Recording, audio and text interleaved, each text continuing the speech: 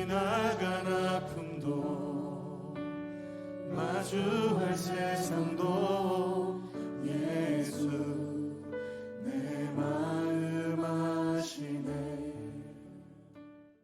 14절부터 이 시간 함께 합독합니다. 모든 사랑과 더불어 화평함과 거룩함을 따르라.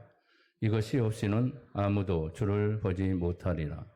너희는 하나님의 은혜에 이르지 못하는 자가 없도록 하고 또 쓴뿌리가 나서 괴롭게 하여 많은 사람이 이로 말미암아 더럽게 되지 않게 하며 음행하는 자와 혹 한 그릇 음식을 위하여 장자의 명부를 판 에서와 같이 망령된 자가 없도록 살피라.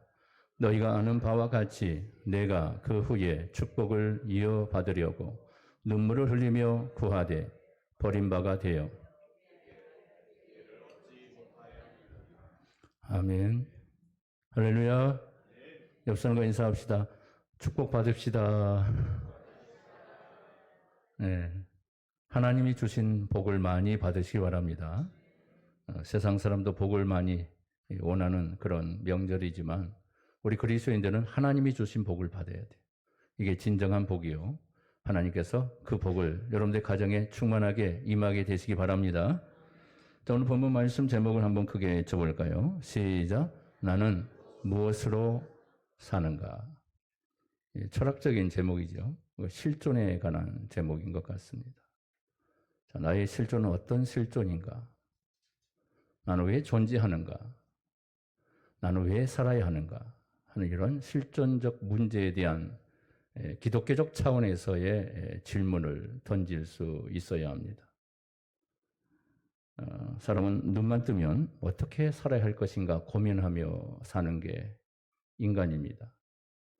온통 자기 생존을 위한 관심으로 살아가게 되는 것이죠. 내가 왜 사는지, 무엇을 위해 이 땅에 태어났는지, 하나님이 나를 무엇 때문에 만들었는가를 생각해 보라는 것입니다. 에릭 프롬이라는 실존학자는 자신의 저서에서 소유냐 존재냐라는 이런 제목을 가지고 논평을 했어요. 그래서 그는 인간의 모습을 두 부류의 성향으로 말을 하고 있습니다. 소유적 삶, 그러니까 소유로 사는 삶을 사는 사람과 존재 양식으로 사는 사람이 있다고 말을 합니다. 쉬운 말로 말하면 소유론적인 삶을 사는 사람은 이기주의적인 삶을 살게 되고 존재론적인 삶을 사는 사람은 이타주의로 산다고 말을 합니다. 자, 이런 양식의 바탕에는 인간의 존재론을 근거로 하고 있습니다. 성경은 그런데 이렇게 근거하는 것을 죄라고 구명하고 있습니다. 왜일까요? 인간의 존재론으로부터 출발하기 때문에 그렇습니다. 그러나 인간의 존재는 하나님으로부터 왔습니다. 하나님의 창조의 세계로부터 시작된 게 인간의 존재입니다. 그래서 인간의 존재를 먼저 부각하면은 모든 것이 나로부터 출발합니다. 그러니까 인간의 존재 자체가 나 때문에 존재한 겁니다. 내가 없으면 세상도 없는 거죠. 그러나 세상의 모든 것은 하나님이 천지를 창조하셨기 때문에 천지 창조의 역사를 통해 하나님에 의해서 오게 되고 하나님에 의해서 시작된 역사, 그러니까 우리 인간의 존재 자체가 하나님에 의해서 창조된 것이죠. 자, 오늘 본문에 보면 두려워 말라는 말이 많이 등장하고 있습니다. 그런데 이런 말이 아들의 징계에 이어서 말을 하고 있다는데 유념해 보고 말씀을 보아야 합니다. 자, 첫 번째로 우리 생각할 것은 본문 말씀 보면서 시작. 하나님의 은혜에 이르지 못할까 두려워하라. 자, 15절의 말씀에 계속 보면 너희는 하나님의 은혜에 이르지 못하는 자가 없도록 하고 이렇게 말해요. 자, 이 말씀을 하기 이전에 먼저 하시는 당부가 있습니다. 이는 모든 사람으로 더불어 거룩함과 화평함을 좇아야 한다. 따라야 한다. 이것이 없이는 아무도 하나님을 볼 수 없을 것이다. 이렇게 말해요. 자, 어디에 나와 있나요? 14절 같이 봅니다. 시작. 모든 사람과 더불어 화평함과 거룩함을 따르라. 이것이 없이는 아무도 주를 보지 못하리라. 자, 직역하면은 거룩함과 화평함이 있어야 하나님을 만날 수 있다는 그런 말입니다. 자, 하나님이 주신 거룩함과 화평함이 어디에서 왔을까요? 예수님이 십자가를 통해서 그 화평과 거룩함이 오게 됩니다. 우리는 그 화평의 역사를 예수 십자가 안에서 경험하게 되는 거죠. 화평이란 차별이 없다는, 차별이 없이 하나가 되는 것을 얘기합니다. 화평은 서로 동등할 때 이루어지는 것입니다. 너와 내가 다르다고 생각되면 그 다름으로 차별이 형성됩니다. 차별이, 격차가 생긴다고요. 그럼 차별이 곧 힘으로 작용하게 되는 거예요. 나음과 못함으로, 힘으로 구별이 되어 차등이 생기고 우열이 정해지게 돼요. 거기서 각과 을의 싸움이 일어나는 거예요. 그럼 화평이 사라지고 상하라는 위계 질서가 거기서 형성이 됩니다. 계급이 생긴다고요. 이게 세상의 모습이라는 거죠. 계급 사이에 우리가 살고 있지 않습니까? 계급이 없고 평등한 세상이라고 하는데 그런 세상은 이 땅에 없습니다. 다 계급으로 이루어져 있어요. 보이지 않게. 그 계급으로 사람을 판단하고 사람을 보고 비판하고 판단하는 이런 일들이 허다하지요. 위계 질서가 생기면 평화가 깨져버려요. 긴장 관계가 형성이 되게 됩니다. 그러나 예수님의 십자가 안에는 상하, 우열이 존재하지 않아요. 평등해요. 예수가 가장 우리에게 복된 역사를 이룩하고 있고 그래서 진리라고 말하는 겁니다. 세상에는 진리가 없어요. 예수 안에만 진리가 있습니다. 예수 안에만 공평이 있고 평화가 존재합니다. 예수 안에서 잘난 사람, 못난 사람이 존재할 수 없습니다. 하나님은 동일하게 보는 거예요. 사람을 보지 않아요. 모습을 보지 않아요. 중심을 보시는 분이세요. 십자가 안에는 너도 나도 모두가 예수의 피로 의로워진 존재입니다. 다 거룩한 자가 되고 천국 백성이 되고 천국에서 만날 백성이 된 겁니다. 그러므로 예수님의 십자가 안에 화평이 완성이 되어지게 되는 것입니다. 이러한 예수님의 피로 화평된 모습을 거룩한 자라고 말하는 거예요. 거룩한 상태라고 말하는 겁니다. 하나님은 이런 사람만을 만나 주시는 분이다. 예수 십자가로 속죄의 역사를 경험한 사람만이 하나님이 만나시는 거예요. 그러니까 예수 피가 없으면 천국에 그래서 못 가는 겁니다. 제 속죄가 없으면 저를 천국에 들어갈 수 없는 거예요. 하나님은 거룩하신 분이고 죄가 존재하지 않기 때문에 하나님 만날 수 있는 자는 거룩한 자, 예수 피로 거룩해진 자만이, 예수 피로 속죄의 역사를 경험한 자만이 하나님 나라에 갈 수 있고 그런 자만 하나님이 받으신다는 겁니다. 그래서 모든 사람으로 예수님의 십자가 안에 머물기를 힘쓰라고 말씀을 하고 있는 것입니다.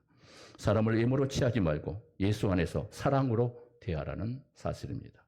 상대를 예수의 사랑으로 보면 모든 사람이 예수님의 모습이 되는 겁니다.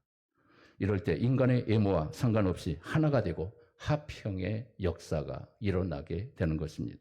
이런 예수님의 정신이 없이는 아무도 하나님을 만날 생각을 하지 말라 이렇게 경고하고 있어요. 자, 15절에 말씀 보면 이어서 보면 무엇을 이루지 못할까 두려워하라고 합니까? 하나님의 은혜에 이르지 못할까? 하나님 은혜가 나옵니다. 자, 은혜라는 것은 거저 주시는 거예요. 공짜로 주시는 거. 누구에게나 은혜로 하나님의 은혜를 받은 자입니다.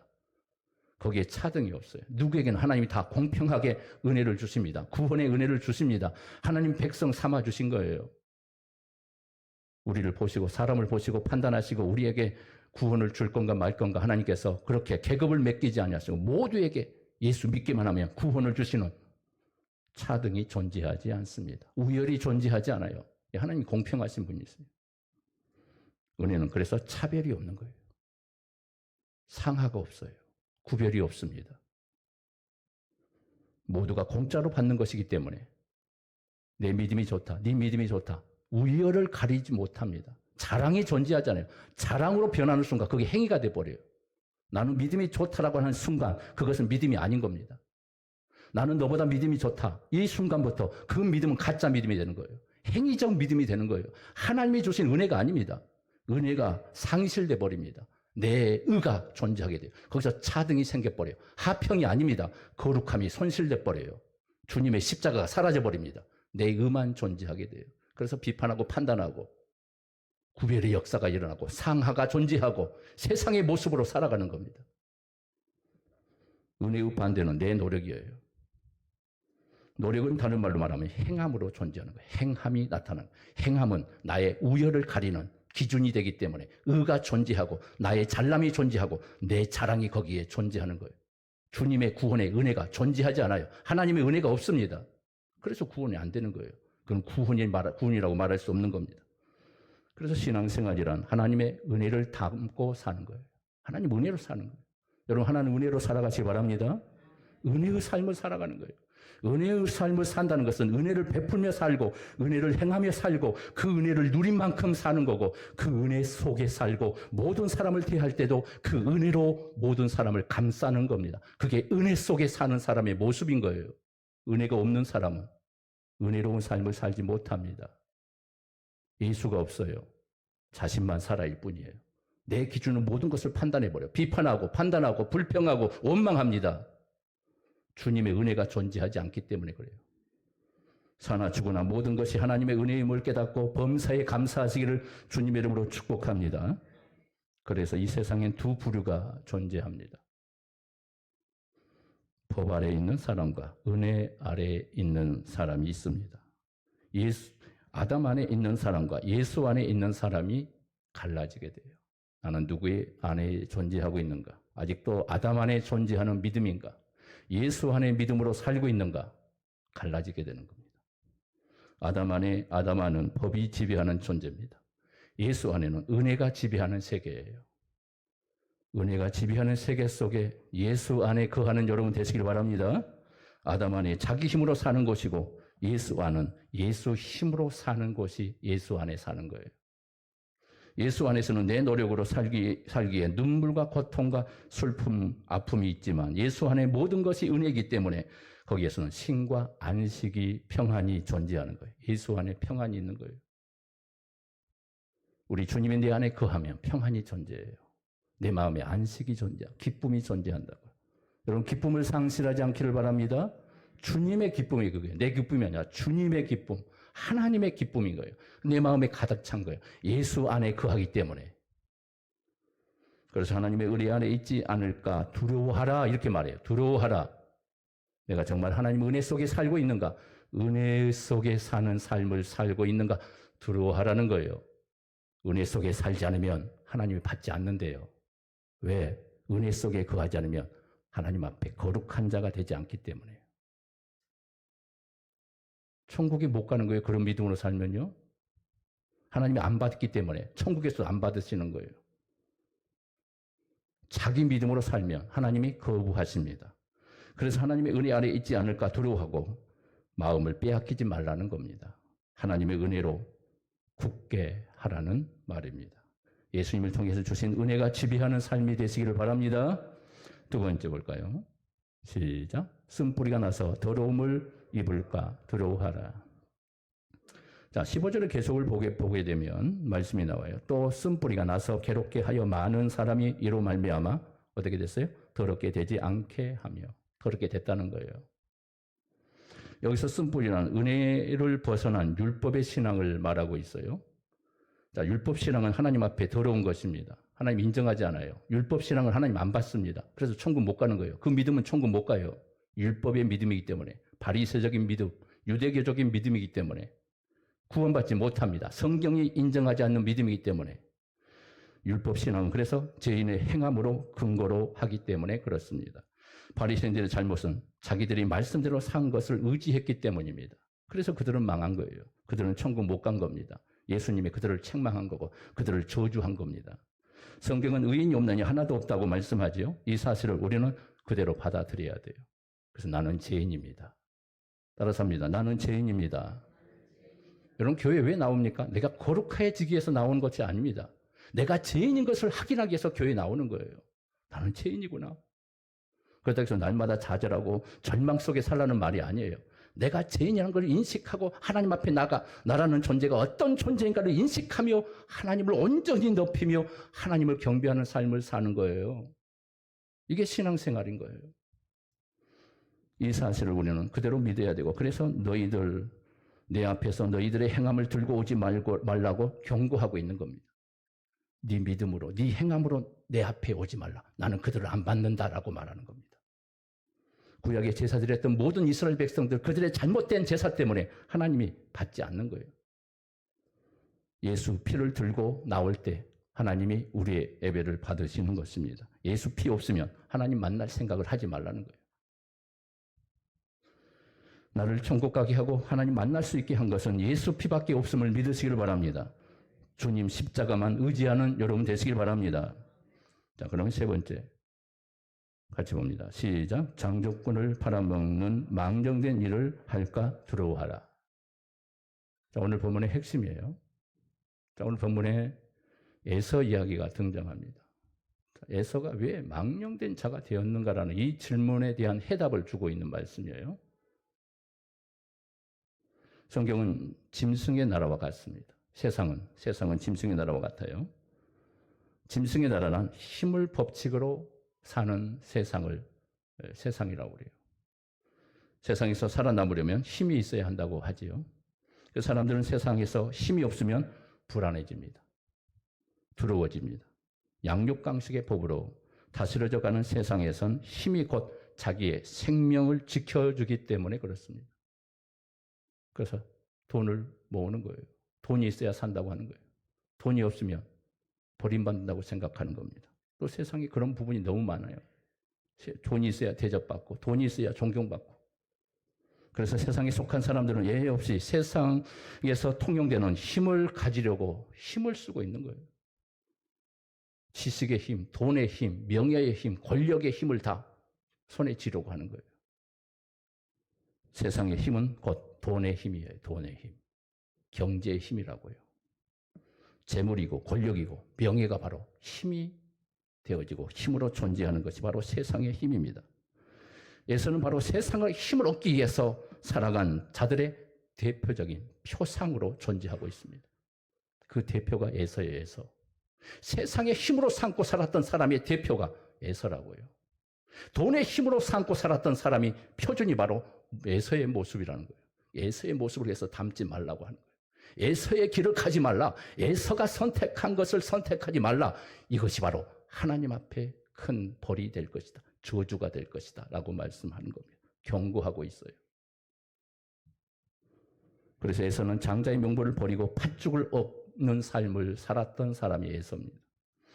에서는 팥죽이 필요했습니다. 그래서 장자권을 버리고 팥죽을 산 것입니다. 하지만 야곱은 장자권이 필요했던 사람, 장자권을 얻었어요.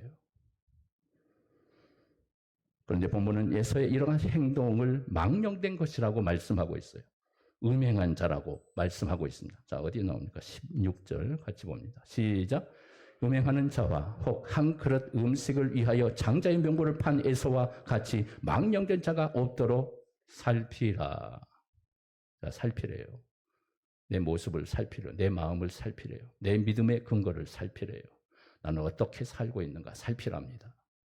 나는 무엇이 기준이 되고 있는가? 나의 가치관이 무엇인가? 나의 세계관은 무엇인가? 내 중심은 무엇으로 이루어졌는가? 에서처럼 그 중심이 이루어졌다면 바꾸라는 거예요. 경고하고 있어요. 그런 삶을 살지 마라. 망한다. 그런 삶은 지옥 간다. 이렇게 말하는 겁니다. 하나님 받지 않는다. 이렇게 말하는 거예요. 성경은 실패한 삶을 산 사람을 에서를 대표로 하여 지금 말해주고 있습니다. 팥죽을 위해서 산 것이 망령된 삶이었고 음행한 자의 삶이었고 더러운 삶이라고 성경은 말하고 있습니다. 육신을 위해서만 사는 것을 말하고 있습니다. 반대로 야곱과 같이 장자권을 얻기 위해 사는 삶을 어떤 삶이다? 거룩한 삶, 하나님이 받으시는 삶이다 라고 말하고 있습니다. 그렇다면 야곱은 왜 팥죽을 주고 장자권을 샀을까요? 에서는 왜 장자권을 팥죽 앞에 팔아 넘겨버렸을까요? 팥죽이란 이 시대를 말하면 돈이에요. 돈. 돈이 곧 밥이고 밥이 곧 팥죽입니다.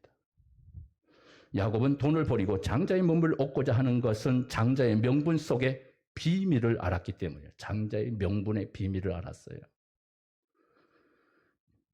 그래서 야곱은 돈보다 장자의 명분이 더 소중하다는 것을 알았기에 팥죽을 포기한 거예요. 팥죽을 쟁취한 사람은 에서입니다. 우선 팥죽이 필요한 거예요. 팥죽이 있어야 산다고 생각했던 겁니다. 돈이 있어야 산다고 생각했던 게 바로 에서의 가치관이요, 에서의 기준이요, 에서의 선택이다, 이렇게 말하는 겁니다. 그럼 장자의 비밀이 무엇인가를 알아야 합니다. 자, 장자의 비밀이 무엇일까? 장자는 첫 열매를 말합니다. 첫째 아들, 성경에서 첫째 아들은 하나님께 바친 자, 구별된 자, 그래서 하나님께 바쳤다. 그래서 장자가 되는 거예요. 첫 열매가 되는 거고, 이것은 첫 열매는 항상 하나님의 것입니다. 하나님 것으로 드린 거예요. 아브라함은 그래서 첫 열매로 등장하는 이스라엘의 첫 사람으로 선택받았고 부르심을 받았던 이 첫 열매로 아브라함이 등장합니다. 그런 아브라함이 주신 축복을 보면 장자권의 의미를 알 수가 있게 됩니다. 자, 아브라함에게 주신 어떤 축복을 하나님이 주셨을까요? 창세기 12장에 나오죠. 같이 볼까요? 시작. 내가 너로 큰 민족을 이루고 내게 복을 주어 내 이름을 장대하게 하리니 너는 복이 될지라. 너를 축복하는 자에게는 내가 복을 내리고 너를 저주하는 자에게는 내가 저주하리니 땅의 모든 족속이 너로 말미암아 복을 얻을 것이라 하신지라. 하나님은 아브라함에게 복의 통로가 되라고 말씀을 주십니다. 누구든지 너를 축복하면 내가 그를 축복하고 누구든지 너를 저주하면 내가 그를 저주하겠다고 하나님이 선언합니다. 이게 아브라함에게 주신 언약이고 약속입니다. 아브라함의 축복이죠. 하나님은 아브라함을 세상의 복과 저주의 통로로 세워주셨습니다. 이제 아브라함 때문에 복을 받은 사람이 나오고 아브라함 때문에 저주받을 사람이 일어나게 된 것입니다. 이것을 신학식으로 말하면 예수님이에요. 예수님. 예수님을 통해서 복을 받을 사람과 저주받을 사람으로 갈라지게 되는 거예요. 믿음의 사람과 불신자, 하나님의 백성과 세상 사람, 하늘의 백성과 사탄의 사람으로 갈라지게 되는 거예요. 그렇다면 아브라함은 구약시대에 누구의 모습이냐면 예수 그리스도의 모형이 되는 거예요. 주님의 모습이 되는 거예요. 이것이 바로 장자다, 이렇게 말하는 겁니다. 장자란 하나님께 복이 임하는 통로를 말해요. 하나님은 세상에 복을 받는 길을 아브라함을 축복하는 것으로 고정해 놓았습니다. 아브라함을 축복한다는 것은 아브라함을 영접한다는 것을 말합니다. 아브라함의 맥이 이스라엘에게 이어지게 됩니다. 그래서 이스라엘을 뭐라고 얘기합니까? 장자라고 말하는 겁니다. 어디에 나오냐? 출애굽기 4장 22절 볼까요? 시작. 너는 바로에게 이르기를 여호와의 말씀에 이스라엘은 내 아들 내 장자라. 하나님께서 왜 이스라엘을 장자라고 했을까? 바로 이런 부분이에요. 영적인 의미가 있는 거예요. 세상 나라들은 이스라엘을 어떻게 대하느냐에 따라서 복을 받기도 하고 저주를 받기도 합니다. 이스라엘은 심판을 몰고 다니는 존재가 된 겁니다. 하나님께서 이스라엘 심판의 근거로 사용하고 계신 것이지요. 복과 저주는 인간이 어떻게 사느냐로 결정이 되지 않습니다. 오로지 하나님께서 선택한 장자를 어떻게 대하느냐에 따라서 결정이 된다는 것입니다. 바로 예수님이 이 맥을 따라서 이 땅에 오신 분이십니다. 그래서 신학엔 예수님을 하나님의 장자라고 말하는 겁니다. 자, 어디에 나옵니까? 로마서 8장 29절 시작. 하나님이 미리 아신 자들을 또한 그 아들의 형상을 본받게 하기 위하여 미리 정하셨으니 이는 그로 많은 형제 중에서 맏아들이 되게 하려 하심이니라. 자, 예수님을 맏아들이라고 하지요. 맏아들은 누구예요? 바로 장자를 말합니다. 자, 예수님은 하나님의 장자로 이 세상에 오신 거예요. 신학엔 복이란 구원을 말합니다. 신학과 구약의 그 상징적 의미와 완성의 의미가 달라요. 어떤 것은 상징이고 어떤 것은 완성인가에 대한 이 부분이 이 구약적 개념과 신학적 개념이 다르다고요. 그래서 이제는 예수님을 영접하는 자는 축복을 받고 영접하지 않는 자는 저주를 받게 됩니다. 그러니까 지옥의 저주를 받는 거예요. 심판, 죽음의 역사가 일어나는 거죠. 구약에서는 복은 세상적인 것이지만 그리고 세상적인 것이고 물질적으로 그 복이 나타납니다. 그러나 신학이 오면은 영적인 복으로 바뀌어져요. 신학에서는 육적인 것이 이제는 가짜가 되고 그림자에 불과하게 돼요. 상징적인 것으로 끝나버려요. 무가치하게 돼버립니다. 그러므로 신학에서도 구약식 축복관을 가지고 있다면 잘못된 거예요. 구약의 축복. 그 축복으로만 모든 것을 생각하면 기복신앙이 되는 거예요. 그러니까 기독교가 잘못된 거예요. 물질적 복만 요구하기 때문에 잘못된 거죠.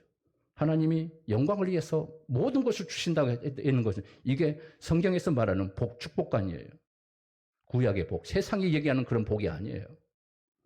영적인 축복을 우리에게 주시기를 원하시고 우리를 통해 더 큰 영광을 선포하기를 원하신 게 하늘의 복입니다.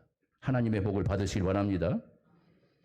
언약에서 새 언약으로 바뀌듯이 복도 육적인 것에서 영적인 것으로 바뀌어버린 겁니다. 이 의미를 모르니까 늘 구약적으로 가는 겁니다. 구약의 율법에 늘 속하여 사는 거예요. 땅의 것에서 하늘의 것으로 바뀐 겁니다. 신령한 것으로 바뀐 거예요. 신학의 세계는 신령한 세계인 겁니다. 신령한 복을 받아야 돼요. 보이는 것에서 보이지 않는 것으로 바뀐 거예요. 행함과 믿음으로 바뀐 겁니다. 이것이 신학과 구약의 완성입니다. 신학 시대는 바뀐 것을 붙잡아야 구원을 받게 돼요. 구약을 붙잡으면, 율법을 붙잡으면, 신학이 예수님을 붙잡으면 구원을 붙잡는 거예요. 구약의 옛 언약의 것을 붙잡으면 율법이 되어버립니다. 행함이 되어버려요. 그래서 구원이 취소돼 버려요. 율법적 구원, 행위적 구원이 되어버린다고요. 구약의 옛 언약의 것을 붙잡으면 그래서 구원받을 수 없게 되는 유대인적 율법의 구원으로 전락해버린 거예요. 행위 구원이 되어버려요. 예수 구원이 아니에요. 행위 구원은 성경에서 말하는 구원이 아니라 가짜 구원입니다.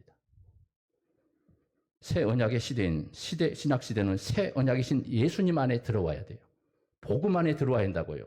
율법 안에 갇혀 있으면 그건 구원의 역사를 이룩하지 못한 율법에 박혀서 율법의 저주와 함께 생명의 역사를 잃어버리는 거죠. 예수 안에 붙잡힌 바 되어야 돼요. 예수 안에 거해야 돼요. 예수의 십자가로만 구원을 받게 되는 겁니다. 예수님을 붙잡으시기를 바랍니다. 구약의 장자권은 신학의 구원권, 자녀의 권세로 바뀌어집니다. 그러니 야곱은 구원을 위해서 세상 것을 버리고 에서는 세상 것을 위해서 구원을 버려버린 거예요. 자, 이것을 보여주는 겁니다. 자, 구원을 버릴 것인가? 세상 것을 얻을 것인가? 에서가 될 것인가? 야곱이 될 것인가? 이걸 지금 경고하고 있는 겁니다. 에서가 장자권을 소홀히 여겼다는 것은 장자권 속에 담긴 비밀을 버리고 이해하지 못하고 깨닫지 못한 겁니다. 에서는 자기 생존을 위해서 믿음을 팔아 먹어버린 겁니다. 믿음을 팔았어요. 세상 것으로 팔아버린 거라고요.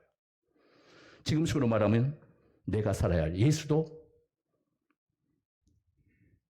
내가 살아야 예수도 믿을 수 있다는 그런 원리로 에서가 사는 겁니다. 결국 예수도 이용의 대상이 되어버린 거죠. 내가 사는 일보다 예수 믿는 것이 더 중요하다는 것을 여러분 기억하시길 바랍니다. 그런데 누가 이런 말을 들으려고 하지 않습니다. 돈 없으면 죽는 줄 알아도 예수 안 믿으면 죽는 줄 몰라요. 예수 없이는 얼마든지 살아요. 돈 없으면 죽을 것 같아요. 그렇죠? 세상의 현실 속에 일어나는 모든 것들이 우리에게 타격을 받기 때문에 죽는 것처럼 살 수밖에 없습니다. 그러나 예수 없이도 예수가 필요 없는 것처럼 사는 삶을 살아도 전혀 개의치 않습니다. 예수 없는 삶을 살아도 불편함이 없어요. 그러니 예수 믿는 것은 취미생활로 두고 돈 버는 일은 주업으로 두고 사는 크리스찬들이 존재하기 시작하는 가짜 믿음이에요. 형식적 믿음으로 전락해버리고 바리새적 믿음으로 전락해버린 거예요. 현대판 그리스도인들을 향하여 경고하는 거예요. 그건 우리가 바리새인들을 비난하고 바리새인들을 비판하지 마세요. 우리도 그런 모습으로 살고 있기 때문에 얼마든지 가능해요. 교회는 시간 나면 나와도 되지만 직장은 몸 아프면 어떻습니까? 죽어도 가는 곳이 직장이에요. 시간 없으면 안 나가요, 교회.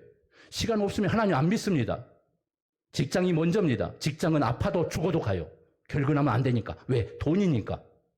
그러나 예수 안 믿으면 하루 빠지면 별거 대수롭지 않게 생각합니다. 생명과 지작이 없기 때문에 돈하고 연관되지 않기 때문에 아무런 상관이 없어요. 아무렇게나 생각하는 거예요. 중요하게 생각하지 않습니다. 하나님으로부터 멀어지는 거예요. 그게 바로 저주의 인생이 되는 겁니다.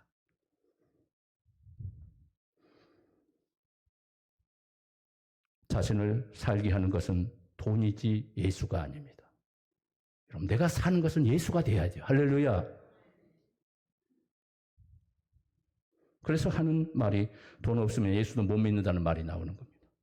돈 없으면 예수 못 믿겠네. 그래서 돈을 벌어야겠다는. 돈 많이 벌어서 예수 믿겠다고 하는 거예요. 천만의 말씀이에요. 돈의 가치에 빠는 순간 애서가 되는 겁니다.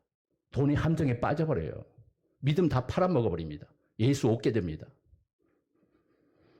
자인이 돈을 버리는 일이 예수 믿는 일보다 더 중요하게 되고 많은 것이 되는 겁니다. 이 땅에 수많은 성도들이 애서가 되고 말았습니다.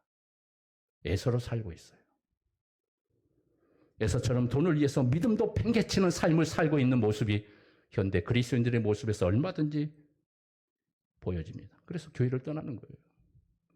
뭐 교회가 재미없으니까요? 하나님 재미로 믿습니까? 생명에 관한 거예요. 내가 사느냐 죽느냐. 재밌는 것은 두 번째 문제예요. 교제권이 없으니까요? 교제할 사람이 없으니까요? 물론 그런 이유가 될 수 있어요.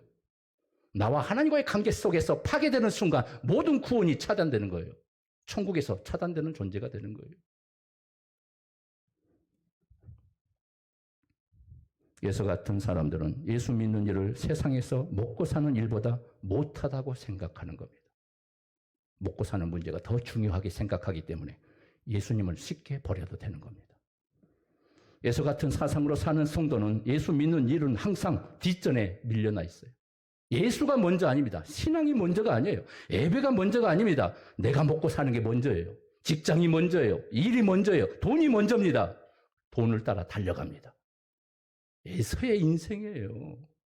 내 인생이 지금 어디로 흘러가고 있는가 보라는 거예요. 그래서 경고하고 있습니다. 그 인생은 애서다 이렇게 말하는 겁니다. 날 못 만난다 그래요. 나 만날 수 없다 이렇게 말해요. 어느 시대나 예수 같은 사람은 있어 왔습니다. 지금도 존재합니다. 그래서 본문은 하나님의 은혜에 이르지 못하는 자가 있을까라고 경고하고 있는 것입니다. 이러한 자로 더불어 더럽히지 말라고 말씀하고 있어요. 이는 곧 이들의 사고를 본받지 말아야 한다. 에서의 사고를 본받지 말라. 에서의 정신을 본받지 말라. 세상의 정신을 본받지 말라 하는 말입니다. 성도는 내가 지금 어떤 가치관으로 사느냐에 싸움을 해야 합니다.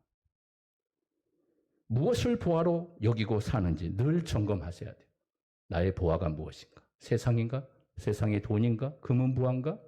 예수가 진정한 나의 보화라고 생각하는 사람은 예수에게 목숨을 거는 거예요. 믿으십니까? 예수에게 목숨 걸어야죠.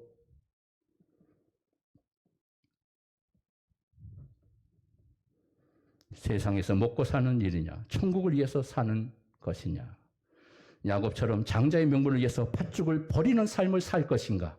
아니면 에서처럼 먹고 사는 일을 위해서 장자의 명물을 버리는 삶을 살 것인가?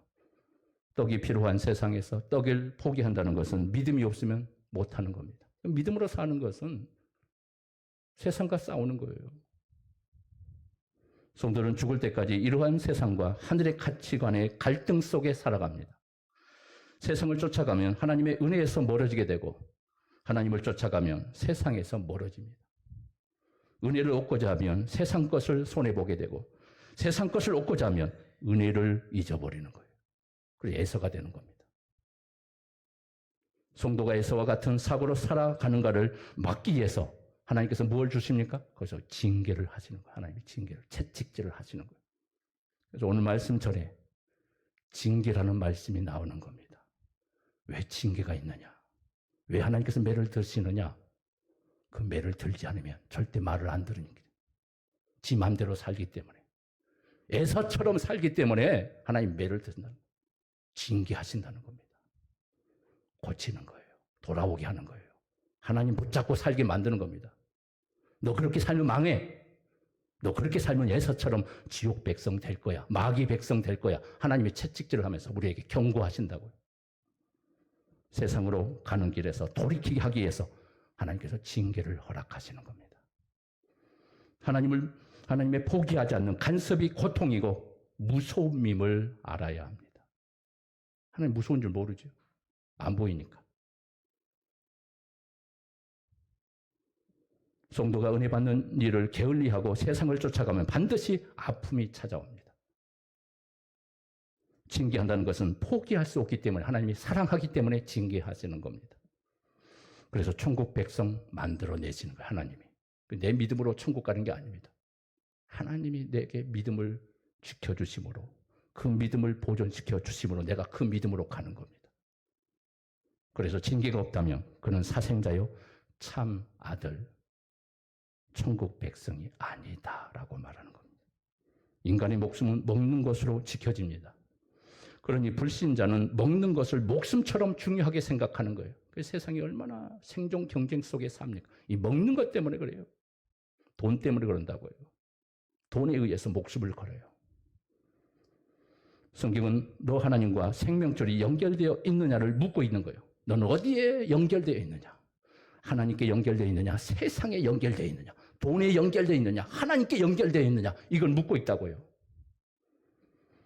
생명줄이란 누구죠? 바로 예수님을 말씀합니다. 예수는 생명줄에서 끊어진 존재, 버림받은 존재라는 겁니다. 그러니 밥으로 생명을 지키고자 한 것이죠. 밥에서 생명이 나오지 않습니다. 밥은 땅의 것입니다. 생명이 없어요. 생명은 하늘로부터 내려옵니다. 생명은 우리의 열심과 정성으로 행함으로 만들어낼 수가 없습니다. 생명은 예수로부터 주어지는 하나님의 은혜임을 믿으시길 바랍니다. 하나님 보내신 장자로 오신 예수님을 통해서만 얻어지는 겁니다. 그래서 사도행전 4장 12절에 이런 말씀이 나옵니다. 같이 힘차게 읽어 시작. 저나 사람 중에 구원을 받을 만한 다른 이름을 우리에게 주신 일이 없음이라 하였더라. 믿으십니까? 하나님은 다른 이름으로서 구원을 얻을 이름을 주시지 않았어요. 예수만이 우리의 구원이요. 이 땅의 구원자는 예수밖에 없습니다. 기독교가 너무 냉소적이고 독단적인 종교라고 하는데 어쩔 수 없어요. 진리는 하나밖에 없는 거예요. 구원도 그래서 하나밖에 없어요. 하나님이 하나밖에 안 주신 거예요. 세상 모든 종교는 구원이 있다고 얘기하는 WCC에서 말하는 이 모든 것은 가짜예요. 가짜. 마귀의 속셈이에요. 하나님은 다른 이로서 구원을 얻을 수 없는 거예요. 오직 예수라는 장자를 통해서만 구원을 얻게 만들어 주신 줄 믿으시길 바랍니다. 그래서 히브리서 기자는 에서같이 장자권을 경홀히 여기지 말라고 말씀하시는 것입니다. 망명된 일을 하지 말라고 말씀하고 있어요. 법이 생명이 아니라, 밥이 생명이 아니라 예수가 생명이라고 말씀을 주시고 있는 것입니다. 밥에서 생명이 나오지 않고 장자권에서 생명이 나온다고 말씀하고 있는 것입니다. 그러므로 밥을 위해서 살지 말고 예수를 위해서 살라고 말씀을 하고 있는 거죠. 예수님만이 생명이심을 믿으시길 바랍니다. 지금도 예수와 같은 사람들은 밥을 위해서 목숨을 바칩니다. 밥을 위해서 살았던 예수의 비극이 어떻게 나타납니까? 자, 17절 결론을 봅시다. 시작. 너희가 아는 바와 같이 그가 이후에 축복을 이어받으려고 눈물을 흘리며 구하되 버림바가 되어 회개할 기회를 얻지 못하였느니라. 하나님 버린 자가 된 거예요. 묻습니다. 여러분들은 왜 교회에 나왔었습니까? 세상 풍조에 흐르는 부귀영화를 얻고자 교회에 나오셨습니까? 아니면 예수가 생명임을 알고 예수를 붙잡고자 나오신 것입니까? 왜 예수님을 믿으십니까? 왜 교회에 나오셨습니까? 무엇을 구하기 위해서 나왔습니까? 밥을 구하기 위해서 나왔습니까? 예수의 모습이에요. 무엇이 생명이며 무엇이 영원한 것임을 깨닫지 못한 예수와 같이 살지 않기를 바랍니다. 예수의 어리석은 선택이 되지 않기를 바랍니다. 장자권의 비밀이 무엇인가를 바로 깨닫기를 바랍니다. 내게 주신 이 장자권의 축복을 에서처럼 빼앗기지 않기를 바랍니다. 이 축복권을 구원의 축복, 영원한 생명의 구원, 이걸 놓치지 않기 위하여 예수 안에 거하며 예수님 붙잡고 예수 안에 생명이 있다고 생각하며 이걸 생명처럼 여기며 세상에 생명이 있는 것이 아니라 예수 안에 생명이 있다고. 예수 안에 목숨을 거는 거예요. 예수로 목숨을 거는 거예요. 직장이 내 생명이 아니라 예수가 내 생명이라는 걸 아셔야 돼요. 이것이 먼저고 이것이 최고고 이것이 지나칠 정도로 하나님을 붙잡고 예수님을 믿는 믿음의 사람이 되라고 말씀하고 있는 겁니다. 이것이 생명이기 때문에 야곱처럼 장자권의 축복이 천국에서 받아 누리는 위대한 축복의 사람으로 일어날 수 있기를 주님 이름으로 축원합니다.